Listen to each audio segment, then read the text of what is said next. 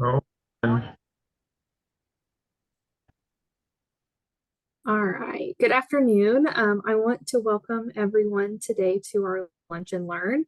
And this Lunch and Learn is being brought to you by a collaboration between Oklahoma Human Services, the University of Oklahoma, Ann and Henry Zaro School of Social Work, and the Oklahoma Adoption Competency Network. We appreciate everyone joining during your lunch or noon hour. We want to get started so we can make sure to respect everyone's time and the great information being discussed today. And let us first go over a few housekeeping things for our time together this afternoon. So the first is that we are recording this meeting, and by participating, you are giving your consent to be recorded. The second is to please help us reduce distractions so we can all focus and participate. We have muted everyone to make it possible for everyone to hear the speakers. And we want you to express your thoughts and questions. So please utilize the chat for this purpose. We will monitor the chat, and questions will be touched upon during our Q&A time during the last 15 minutes of the webinar. We want to see you. So if you're willing and you can, please turn on your video. If you are unable, that's fine also. To receive information about other post-adoption events, please list your name and email in the chat, and we will make sure to add you to our contact list. The third is that we just want everyone to remember confidentiality. It is definitely vital that we protect confidential information, so we will not share specifics like names, specific details, etc. about adoption cases or people or children. The fourth is that if you are a foster parent attending this training, you will receive 1 hour of training credit toward the 12 hours of in-service training that you need each year. These trainings are not yet available as CEU credits for professionals. However, you may submit this certificate to your agency and request training credit for your agency's policies. Please indicate in the chat if you would like to receive a certificate of attendance and participation. Now I want to hand everything off to Carly, who is today's host.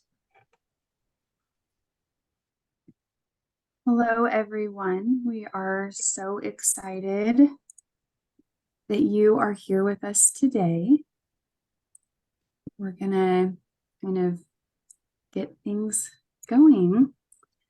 Welcome to our Lunch and Learn. My name is Carly Van Workum. I have been in post-adoptions working directly with adoptive families for about 5 years, and I am so excited to get to spend some time with you today. And I hope that our discussion will help bring some comfort and some peace in knowing that others are struggling with similar things. I will do the best I can to answer all of your questions, but I am aware of my professional limitations. So if I'm unable to give you an accurate answer, I will ask for you to send me an email so that I can utilize the skills and knowledge of my coworkers to ensure that you get the most accurate information and support that your family or case needs. I am also not a physician, and since we are discussing some developmental things, and if there's any extreme concerns, then we would encourage you to reach out to your physician for some more in-depth discussion about that. But hopefully this discussion will kind of help us all come onto the same page.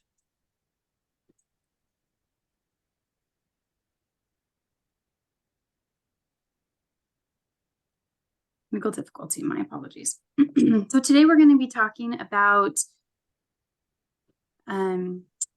some brain development. We're going to discuss some specific milestones for youth ages 0 to 8. And then we're going to talk a little bit about the effects that trauma might have on these milestones. And then there is a list of resources at the end if you would like to revisit some of the things that we discussed.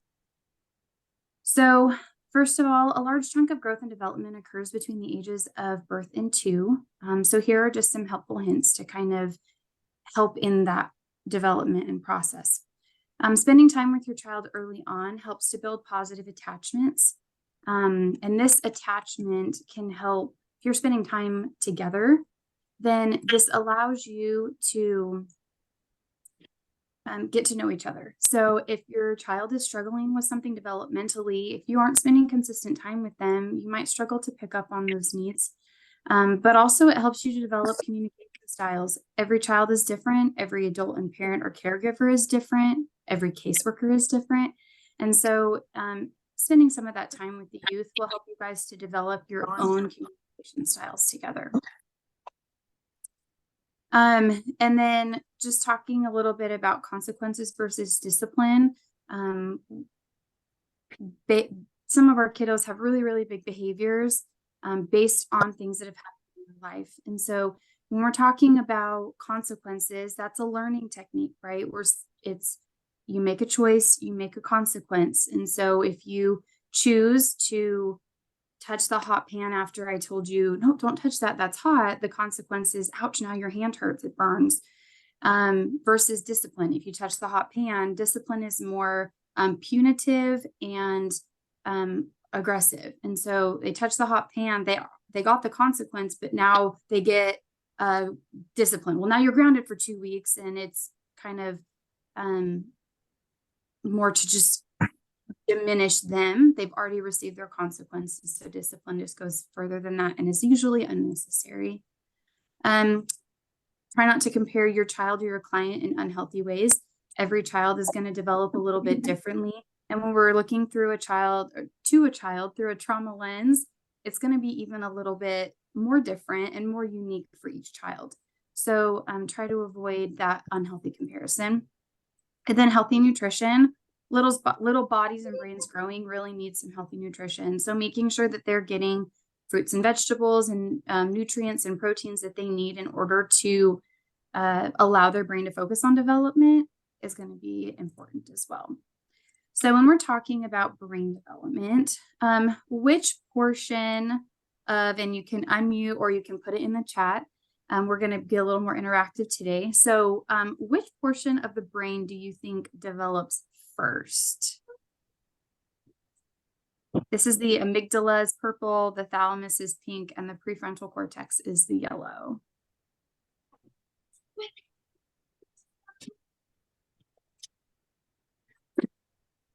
The purple part. Yes, so perfect. It's on the porch. If we can remind everyone just to mute yourselves, that would be great. But absolutely right. The purple part is called the amygdala. And this is also known as the primitive or reptilian brain. So this is where there's emergency response, the survival instincts, and the sensory motor skills. So this is the very first part of the brain to develop. So as a child is from birth, this is where it starts. So if you have a child that isn't getting a lot of that attention or a lot of one-on-one, or there's trauma in the home, there's significant ACEs that have occurred with that youth at an early age, development kind of halts here for a bit because they're in that survival mode. They have to use the fight or flight to figure out how they're going to survive from day to day. Moving beyond that, we go to the thalamus, which is also known as the limbic brain. It analyzes data, emotions, and processes the information from the amygdala. So from that initial brain formation location to say, how should we react, right? So if we're kind of stuck in that primitive survival brain, we aren't able to move past that to start to develop the thalamus, really process the information appropriately. And then beyond that, we have the prefrontal cortex. And this is, it's referred to as mission control. So the thalamus takes information from the, so let's say a kid at school pushes you. The amygdala is telling that's the fight or flight. Okay, what am I going to do? Am I going to respond? Am I going to run? Am I going to push him back? If we have an amygdala that has been properly developed, then the thalamus takes the information. Okay, this kid pushed me.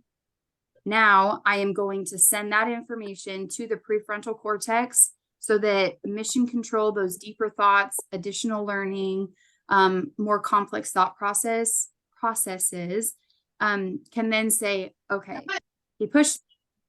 I'm choosing not to push him back. I'm going to say, hey, that wasn't nice. It's a lot more complex thoughts and reactions.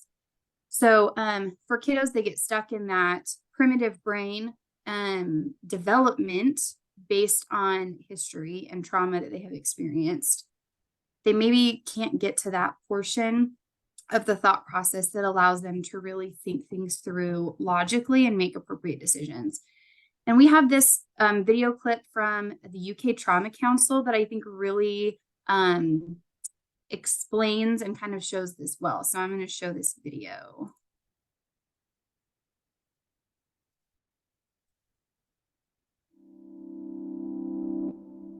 Brain development is much more than a story about biology. From the earliest years, relationships with others play a key role in shaping how our brain grows and develops. Early relationships, where there is abuse and neglect, have a long-term impact on children. A brain that has adapted to survive in a threatening or unpredictable world may not work so well in an ordinary environment. This can create what is called latent vulnerability, where early abusive or neglectful experiences with carers put children at greater risk of experiencing mental health problems in the future. For these children, compared to their peers, common experiences like moving to a new school can feel more daunting and stressful. New faces can appear threatening, while positive social cues can be missed. It can be harder to negotiate new social situations and learn to trust new people. Even fun experiences like joining a new sports team can be challenging. Too much focus on potential threat cues can mean missing out on positive social cues such as a playful nudge.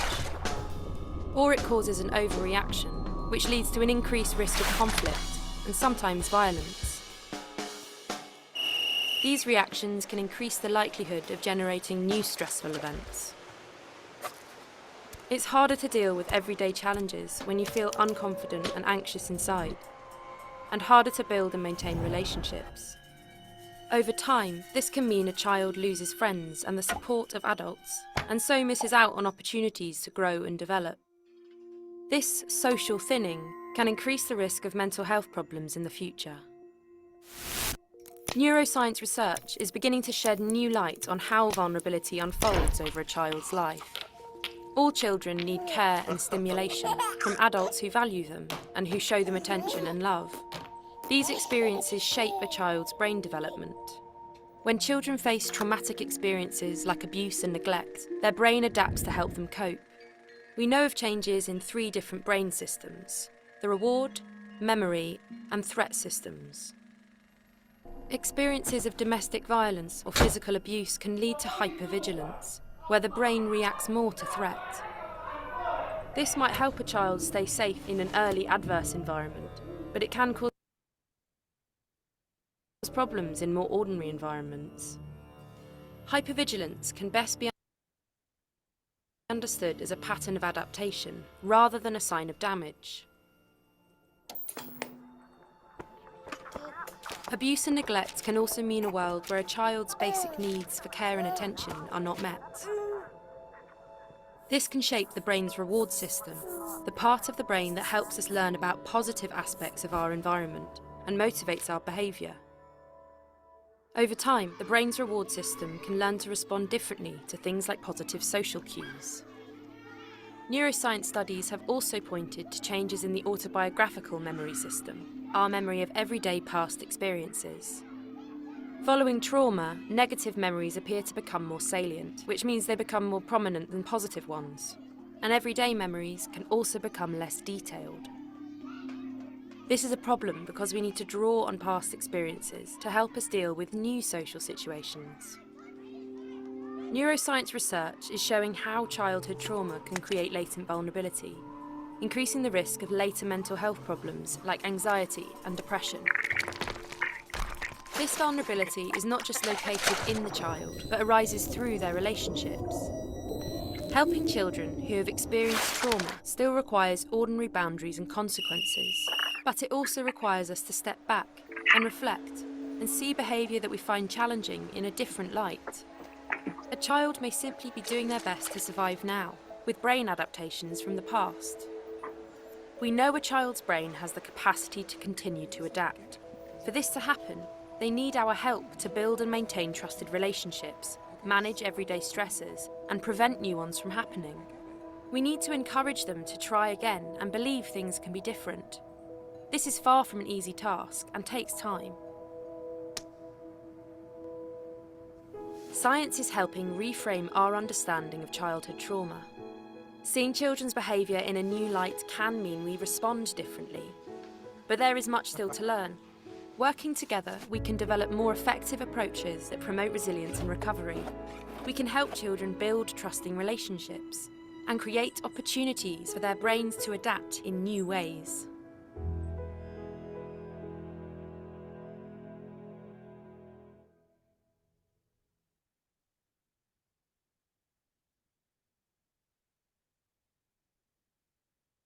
So I really like that video because honestly, my favorite part is when he gets pushed underwater and that kind of flashback of when he was younger, experiencing some domestic violence. And the tricky part about that is that sometimes we understand where that is coming from. We understand exactly where that's related to, and other times we don't. So more often than not, we might have a youth that is experiencing behaviors that his brain is making connections to past experiences, but it's kind of more subconscious. And so when you ask them, why did you get so mad? That boy in the video may not have been able to say, well, because the same thing happened when I was little, and this is how it made me feel. They may not be able to express that. And so looking through youth with that trauma lens to understand that behaviors talk. When youth are experiencing certain things or behaviors, there's something underneath. It's saying something. And so we need to take the time to really understand what that's saying. So kind of getting into the developmental milestone thing, what I would like to do is I'm going to stop sharing for 1 second, and we are going to get a little bit interactive. So everyone get ready. I am going to bring up there's going to be a QR code that you can scan, and get one. This is going to allow you to kind of interact and present with me. Now, I will say that your answers are anonymous. Your names will not be posted with the answers, but I do encourage you to interact and kind of share with us some of your experiences. So let me share this screen.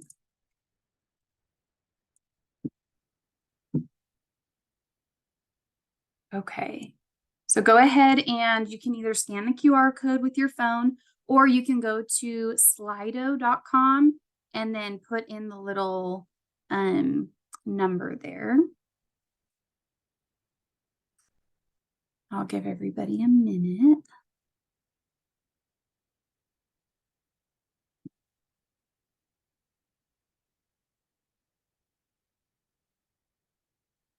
Okay, so hopefully you guys can see this first question here.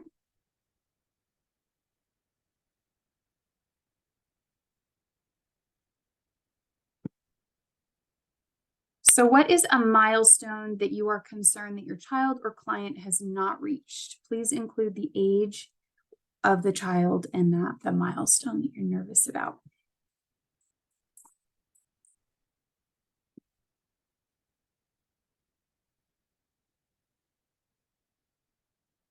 And we won't be able to get to every single one, but if there really are questions, please let us know so we can kind of guide you to at least who can answer those questions most appropriately for you.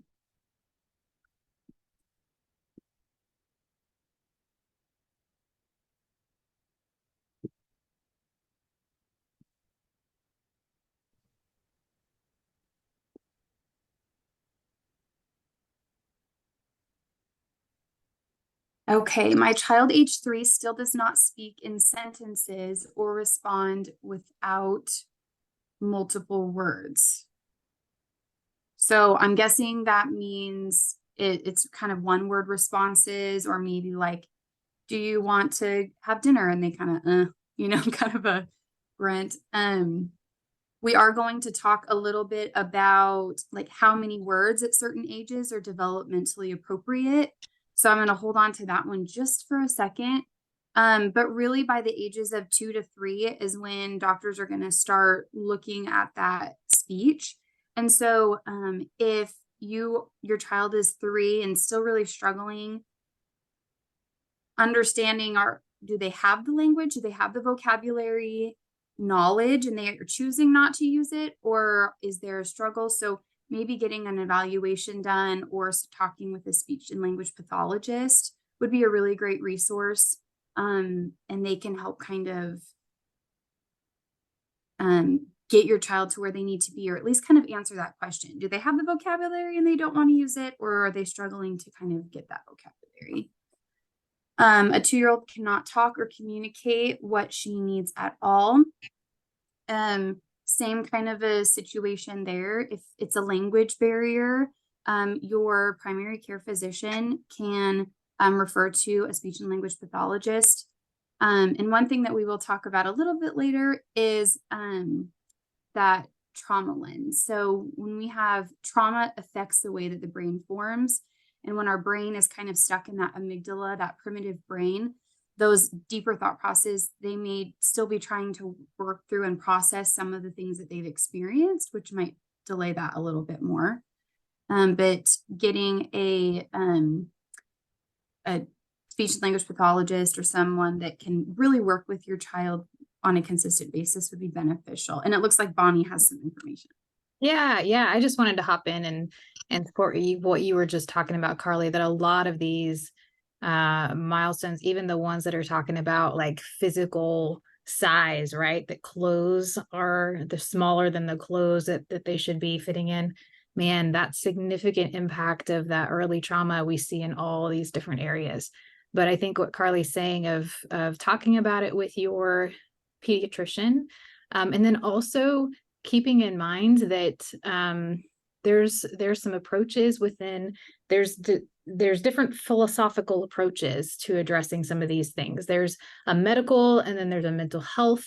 And hopefully I would encourage you to be very aware and ask some specific questions of your providers to make sure that they're thinking of both, right? Because we want it to be a holistic perspective, which is very much what Carly was just talking about, that there's a big piece of the mental health, the trauma impact, and then also it's connected. It's all, these kiddos are all whole beings, where the mental health and the medical and the physical and all the cognitive and emotional development is impacted.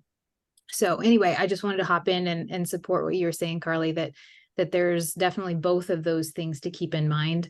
And being you as the parent are really the one who is going to continue to keep that perspective with whatever provider you're speaking to, and making sure that they're keeping that holistic perspective of all the above. Yes, thank you, Bonnie. There's a couple other ones that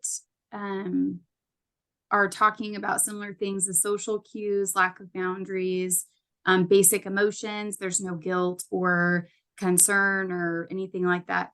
Now, if it gets to a certain point where it's kind of detrimental or harmful to self or others, that may be a good opportunity for you to seek like a psychological evaluation, just to see if there's some additional supports you could glean from that. Also, one thing we'll talk about in just a minute is sometimes kids are selfish. Like young kids, that's their moment where they kind of get to be a little bit selfish. Like it's all about me, right? And so a little bit of that selfishness, not to a certain degree, is age appropriate. It is, unless it's, like I said, harmful to self or others, it kind of gets to a different level, but we'll talk about that a little bit more in just a minute. Okay, so the next question: what is the behavior exhibited by your child or client that you are concerned about? Some of those were kind of put in the last one as well. So we'll give this one just a second and we'll kind of do this one quickly and move on to the next one because we've already gotten a couple.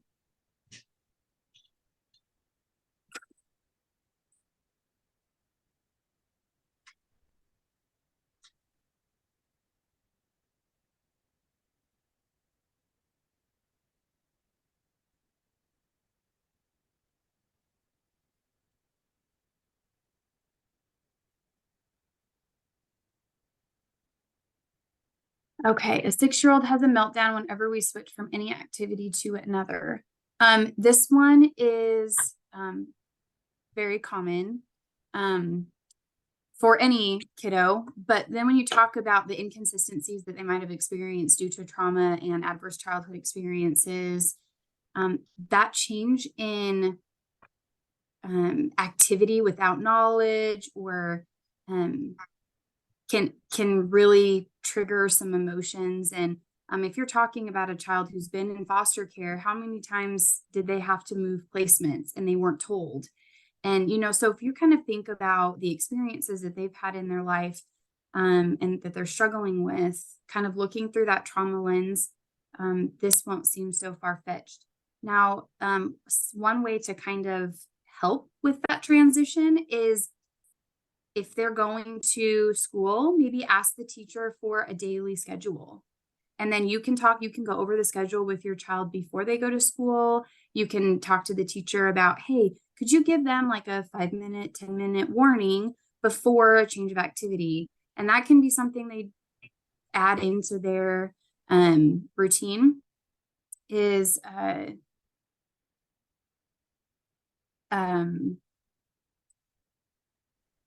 then the whole class knows, right? So the teacher can then start to say, okay, you guys, 10-minute warning until we have to change and go to gym, or 5-minute warning and it's lunchtime. So that is something that can honestly help others as well. So there's a lot of the toileting accidents at 7. That again, as Bonnie was mentioning for the last slide, you can look at that either as a physical medical need. Maybe there's something going on medically that they need addressed, or a mental health need. And so really talking that through with your pediatrician can kind of help to try different things and see what might be beneficial for that. There's a lot of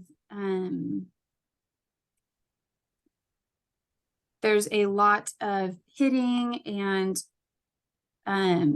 full-blown meltdown, bullying other siblings.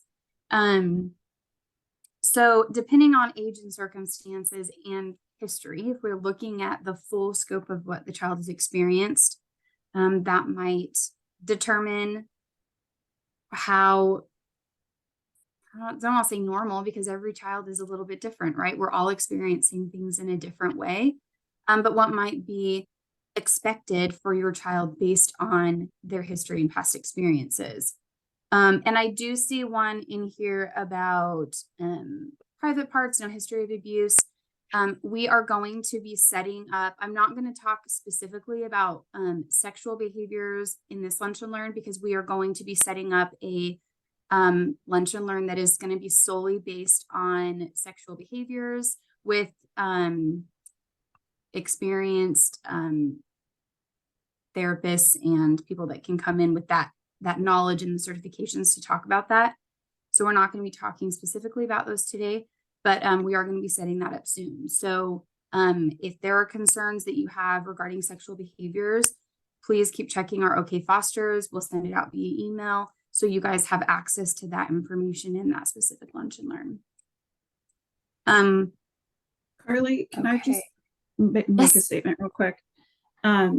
Based on all of your questions, I was just wondering, when we get back to our presentation and out of Slido, if we could show a show of hands as to how many people see a physician that understands what adoption is. And some of the issues that kids that have been adopted or in foster care face. So if we could come back to that question when we get back to our presentation, I think that would be really helpful for us to know.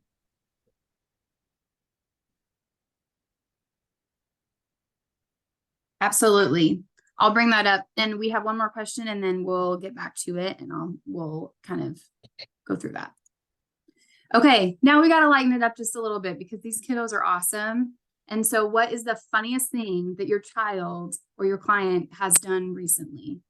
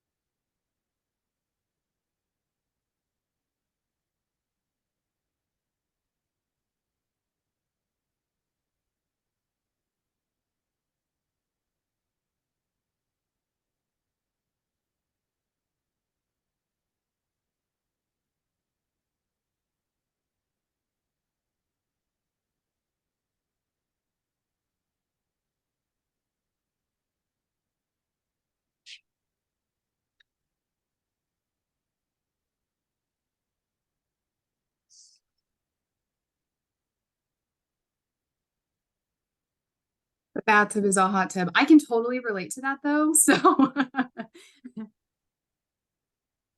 little bubbles in it, relax a little bit. Yep.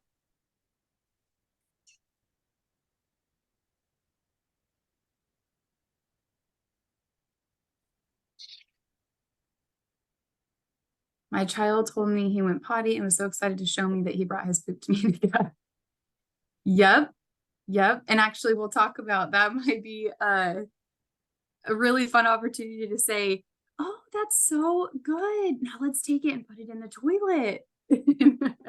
Kind of have that learning moment. Use the restroom in the backyard because the dog does it. Yep. Tried to capture the tooth fairy. Okay. If that ever works, let me know. 5-year-old was running singing, I am who I am because I am tells me who I am. Tripped pretty hard, jumped up and said she was fine. It was a big trip though. One where she bounced and slid. She was fine, but she says that song is bad luck now. Told his class, you're 80 years old. Yep. Awesome. Well, just a reminder that for all of the struggles and the things that our kiddos struggle with, they're awesome. And they're still learning and growing and developing. And oh, one more. Greeted me when I came home from work with, hello, daddy, I pooped, and grabbed his diaper. Well, good. I'm glad he was so excited to tell you that. He needed you to know. That's awesome. Okay, so we are going to get into a little bit of now individual development stages.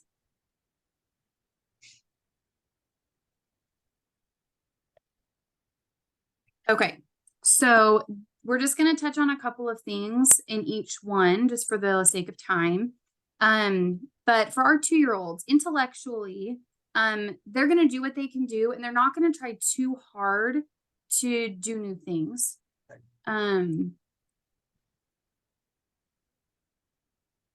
So for instance, they may kick a soccer ball once and then they run up to it and pick it up instead of trying to dribble it more than once, because that's not something they've ever done before. And they are totally fine with that. I kicked the ball, yay. And then they're done and they're not going to try super hard to try new things. Socially, they may not be willing to share, but they're starting to learn to give a substitute toy to another friend to try to make that friend happy. So the friend wants the ball they have and they say, no, it's mine. And they see a block on the floor, so they pick it up and say, here you go, and then keep their ball and walk away, right? We talked a little bit about that, a little bit of selfishness.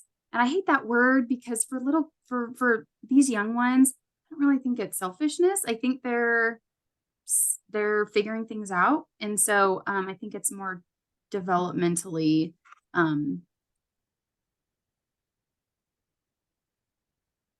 direct, I guess, instead of selfish.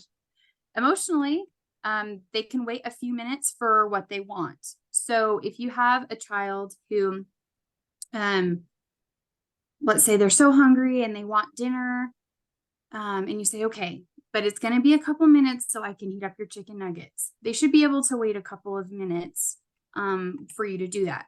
Now, typically, it is fine to ask a child to wait that has grown up in a safe and stable environment. However, if you have a kiddo that has experienced abuse or neglect, then, if they're experiencing some food insecurities, then even that 2 minutes for you to heat up those chicken nuggets might be too much, and you either have a meltdown, or they get upset, or they start sneaking food, things like that. And those food insecurities, that's a survival thing, right? I'm hungry. I am not sure that I'm actually going to get food in 2 minutes, so I need it now. And that is also developmentally appropriate for that kiddo based on the experiences that they've had. So what are some things that we could do to navigate away from this behavior? We can ask the child if they want to help us prepare the chicken nuggets. Do you want to help put them on the plate? And then you can open the microwave and we'll push the buttons together, and you can stand there, and when it dings, we'll open it and take it out together, and you can help me put the sauce on the plate, help them be a part of it. And so then that waiting time doesn't seem as long.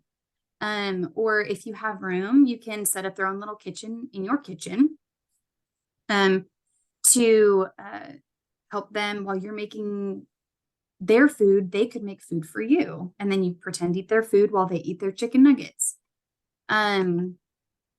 Or even ask questions, like just be aware, when was the last time that your child ate, and what did they eat? Like maybe it's 4 o'clock and they threw a fit at lunch, and so they took a nap and they didn't eat lunch, and so the last time they ate was a small bowl of cereal at 8:30 this morning.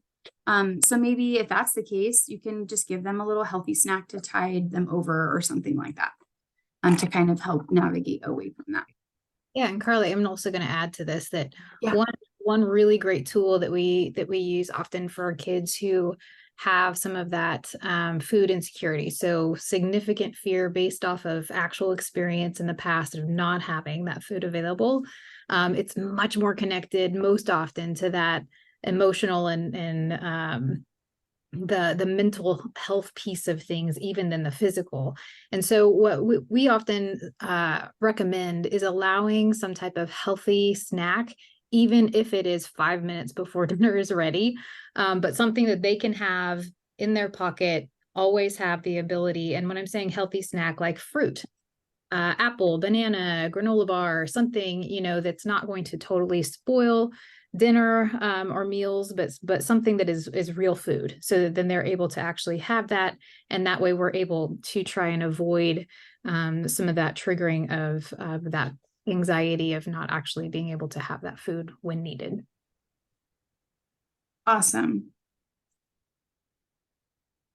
And having maybe you have a little drawer in your kitchen, and you always have like 5 little bags of goldfish or something like that, where they know you don't have to ask permission to get in that drawer. You can have the snack anytime you want in that. Yeah. Awesome.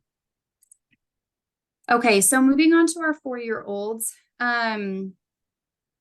So for kiddos that are in, safe and stable environments, the amygdala is still kind of forming. We're starting to develop some additional thoughts. So like intellectually, they might repeat questions if they don't understand the answer that you've provided. So if they say, well, why is ketchup red? Well, because it's made out of tomatoes. Well, why are tomatoes red? Well, because that's how they grow. And in their mind, they're thinking, that's not an answer, but they're starting to develop those thought processes. Those more in-depth thought processes are starting to spark. And so we need to really find ways to nurture that. And so these consistent questions are very, very common. They're trying to figure out the world. They're trying to figure out where they fit in the world. And if it's a moment where, let's say you're in a public place and they ask you maybe a question that doesn't need to be asked in a public place, and you feel like you need to redirect that, just say, oh, you know what? That's a really great question. Maybe let's talk about that at home. But I have a question. What sounds good for dinner? Or what was your favorite thing about today? Or kind of try and ask them something to kind of redirect, but then also allow them the opportunity to ask those questions again later, so that they can get the answers that they're looking for. Okay. Also, so for like the question thing, the ketchup thing, how was ketchup made? You give them the information and then maybe give them the opportunity to share what you shared with them to somebody else. Why don't you go tell Sissy what we just talked about? Can you explain to her how this works? Allow them. It's so cool when you learn something new and you get to share it with somebody else. And so then the questions kind of are twisted. That gives them the opportunity to teach, but that also helps you to understand if the way you explained it is making sense to them or not, because maybe it isn't their ability to understand what you're saying, but it's how you're saying it to them that isn't quite making sense. So that gives us as caregivers the opportunity to reframe how we're explaining things to our younger kiddos. Socially, they like the shock words or the shock affected bathroom words. So they'll start, duty head or poo-poo face, and they're extra funny. As they start to use these words, you can calmly just say, oh, okay, and redirect, maybe we don't need to call them that. What's their name? Kind of try and talk through that. But again, it's that shock effect. They like when, oh, what did you just say? It's part of it for them. And then they do, for the sexual, they do start becoming more aware of others' bodily functions. So something like they may say, they notice that boys stand up to go to the bathroom. Well, do girls do that too? And they might start asking you some of those questions. Or, well, why do boys only wear swim trunks, but girls wear a full swimsuit? Those kinds of questions. Those are all typical. They're starting to recognize differences. So we talked about the words, and this is all in our resource guide. And so if you want a copy of that, let us know. But these are some milestones as far as vocabulary goes. Now, up to a certain age, sounds also count towards your word count. So they may not be able to say cow, but if they see a cow and they say moo, that counts as a word. So in their word count, you can kind of consider those things as well. This is a physical development chart. So at certain ages, the things that they typically would see in kids at certain ages. So for our 6-year-olds, socially, they can be excitable, emotional, aggressive, quarrelsome, or belligerent. So they've got really, really big emotions in a tiny little body. And this can be really difficult to navigate, especially if they haven't had the opportunity to build self-regulation skills. And so it's important to kind of recognize, are the behaviors happening consistently? Are they happening after the same thing every single time? Because like I said before, behaviors talk. So let's look at what they're saying. Something like maybe the teacher changed the assigned seating in the classroom. And then all of a sudden you start getting notes from school that's saying your kiddo is doing this, they're misbehaving, they're disrupting their peers, and just being aware, okay, what was it that happened last? Well, the seating changed and they moved away from the window. So maybe there's a reason, maybe they feel better being able to be close to the sunlight, or maybe they move towards the window and they feel uncomfortable with that, or maybe they were up front and they moved back and now they can't see the board and they don't know how to say that or what that means. So being aware of those things. Physically, they can be demanding, contrary, or combative. They're starting to test some, they're starting to test some boundaries. And oh my gosh, my slideshow wants me to move on. And develop their own personality. So for dinner, giving them options. So for dinner, would you like chicken nuggets or fish sticks? Giving them options that you can live with. Or would you like to do your chores now and earn an extra 10 minutes of screen time? Or would you like to wait and do them later, but then you won't have time for the extra 10 minutes before bed? giving them those options. Okay, for 8-year-olds, intellectual, not a great self-starter. So chores, if they have the same chores every single day, and every single day you have to tell them or remind them to do their chores, this is age appropriate at this age. They're focused more on what they've got going on, what's in their brains. They've learned a lot during the day. They get home, they're tired. So this is age appropriate. Socially, they want things to be fair and even. So if they've got siblings, the chores might be a thing. Well, why do I have to do the dishes? And all they have to do is pick up the shoes. Well, that gives an opportunity to talk about age and what's appropriate for different ages. Okay. This is a resource at the end as well, but this is some questions that might be typical for kids at certain ages. And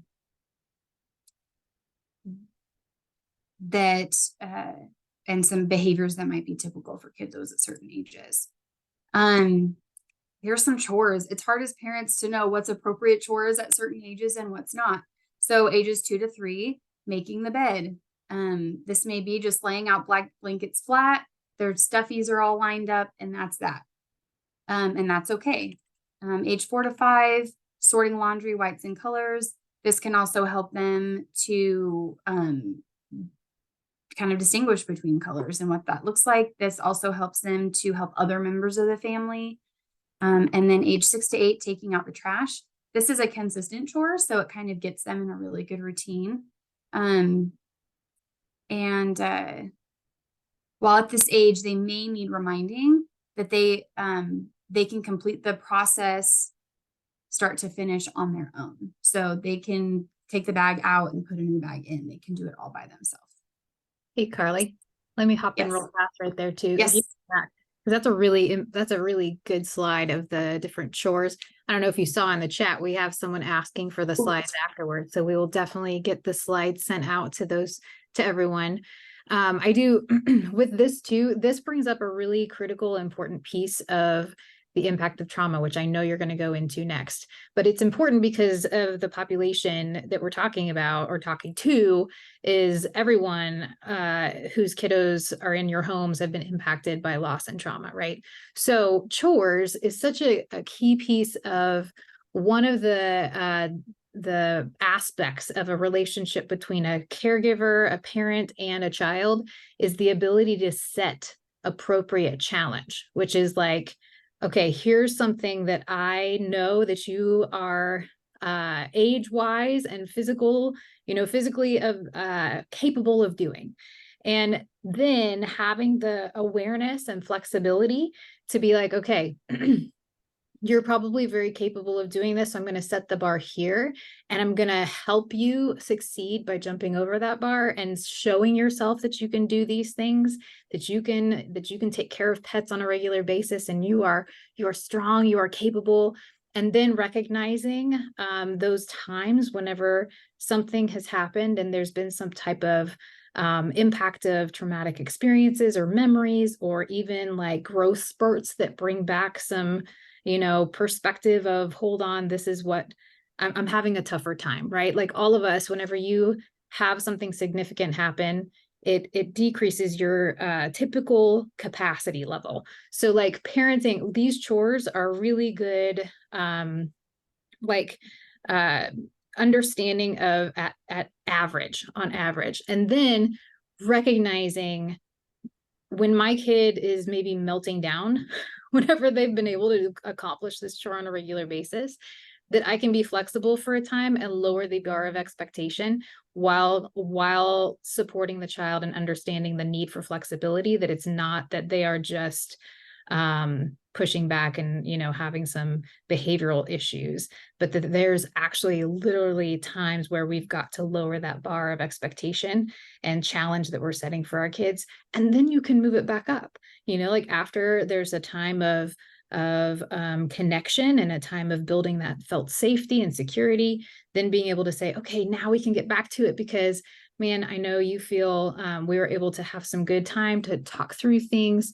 And that is such good modeling for future, right? Because there's going to be ups and downs in everybody's life.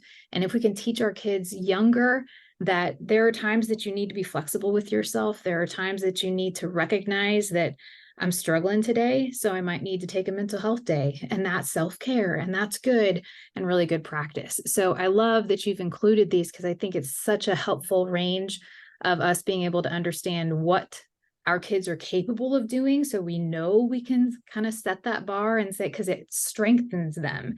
It helps them in that process of growth and even building attachment, of being able to go out there and say, I'm capable, I'm strong, I can do this. And then yet also being able to know there are days whenever I'm not going to be strong, and my parent understands that, and they're able to be flexible and adjust some of those expectations for a time. Yeah, I love that. Thank you. It is important to recognize that while everyone wants their kid to be average or above average, and I mean, I have bad days. Kids have bad days too. We all have things that affect how we engage with others and how we can meet those. So that's awesome. Okay, so we are going to kind of slide through this trauma thing, and I'm going to put it in the chat.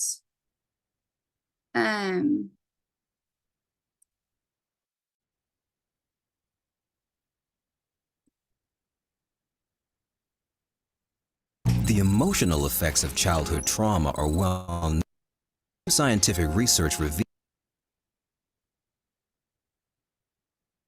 that a child's positive and negative experiences can shape and reshape the brain. Research suggests that the more a child witnesses violence, the more neural connections are created in regions of the brain that involve fear, anxiety, and impulsiveness, while fewer are created in regions that involve reasoning, planning, and behavioral control. The good news is the young brain is malleable or plastic, and fostering stable, supportive relationships can prevent or help reverse this damage, resulting in lifelong benefits for the child's learning, behavior, and overall health.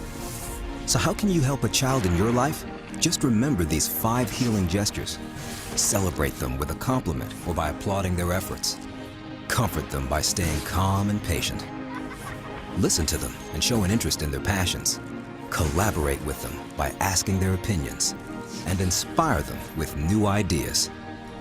With these everyday gestures, you can help a child look forward to a bright future. So I like that video, but I also want to end it with the caveat that adoption doesn't solve everything, and that love doesn't solve everything. You can love your child or even your client with the deepest parts of your soul, and they're still going to struggle, and they're still going to have to work through the things that they have experienced in their life. I am going to, in a minute when I get out of my slide, it won't let me do it right now. But this just talks about the brain, a healthy brain. So if you look at the very bottom, the red parts at the back of the brain, that's kind of by the spinal cord. That's where the amygdala is, right? That's that primitive brain where we're starting to form at birth. And then as you come up into the center, that's the thalamus. That's the second kind of level. And at the very front, we're looking at the prefrontal cortex. So looking at what we talked about before, kiddos that have been kind of stuck in that amygdala, that primitive brain, these are scans that show that those other parts of their brain have not developed appropriately because of the experiences that they have had. And so it is important to recognize, just like Dr. Goodwin was saying, that trauma and experiences affect all of this. This is a really good kind of baseline informational thing, but trauma affects everyone, and it affects everyone differently. So you can have 3 kids in the same exact situation that grew up in the same exact situation, and they will experience it and have different behaviors because of that trauma. And so we're just touched on that quick. I am going to put a link in the chat in just a minute because there was a previous Lunch and Learn that actually covered trauma. It's called Behind the Behavior on March 18th or March 28th, excuse me. And it goes really in depth about trauma and how it affects the brain. And so if you're really curious about more about how this affects your kiddo, I'm going to put that link in the chat so you can kind of go back and watch that. For kiddos that are younger and maybe don't have the verbal cues to tell you, right? We had some earlier saying my 2-year-old, my 3-year-old, they're struggling, they can't communicate. Children age 0 to 2 exposed to trauma may demonstrate poor verbal skills. That's something that we kind of talked about earlier. Exhibit memory problems, scream or cry excessively, or hit or act out in that way, or have poor appetite, low weight, or digestive problems. So for those kiddos that maybe are nonverbal or struggling with that verbal aspect of telling you how they're coping with their experiences, just kind of keep that in mind, that those kiddos are trying, they're working on it. So here are resources.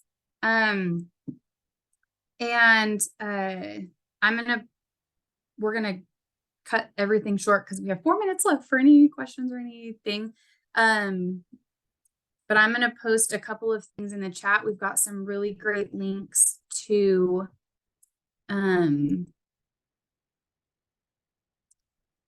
some resources for you. So if anyone has any questions, please feel free to drop it in the chat, unmute yourself. Now is the time. I'm gonna jump in and just say that question that Sarah had mentioned earlier. I'm super curious. How many of you on here feel like your pediatrician or medical provider has a really solid handle on adoption and foster care, like the impact of trauma when they're doing all of your well child visits and, looking at developmental milestones and all of that? So maybe like the little reaction, your hand raised or something like that. How many feel like your provider is really competent and understands exactly all the things that your kiddo's been through? Good. I'm glad we have one. Darian, I see you kind of going like this. We got another thumbs up. Emily, good. It looks like we have a hand, T. Davis and Beverly. Good. How many feel that maybe there's some questions and sometimes whenever that's not quite a part of the conversation, or you wonder if there's a full understanding of trauma?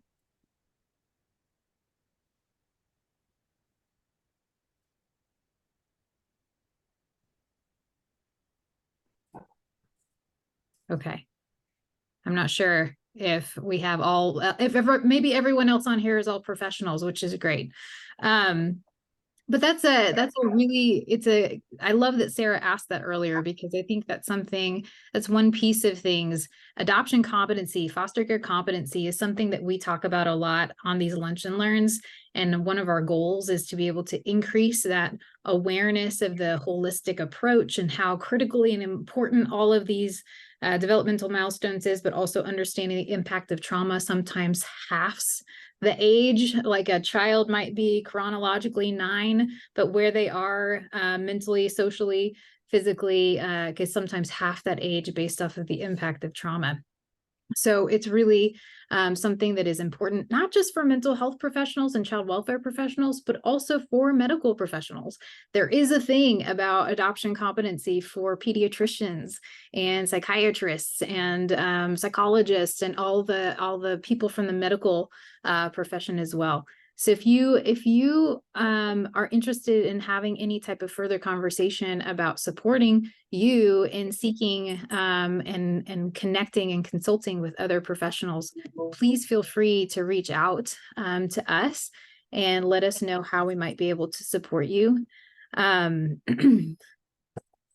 thank you so much for such a great presentation. I know you just put some great links into the chat.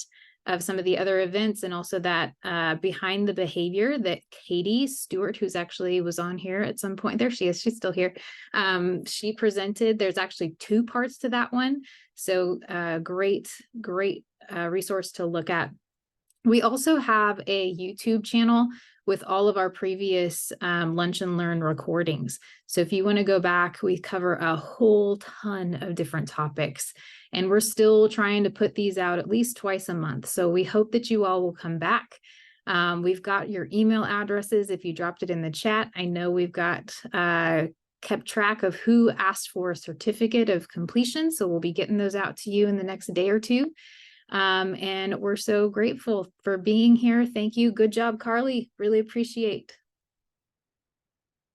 Have a wonderful rest of your day.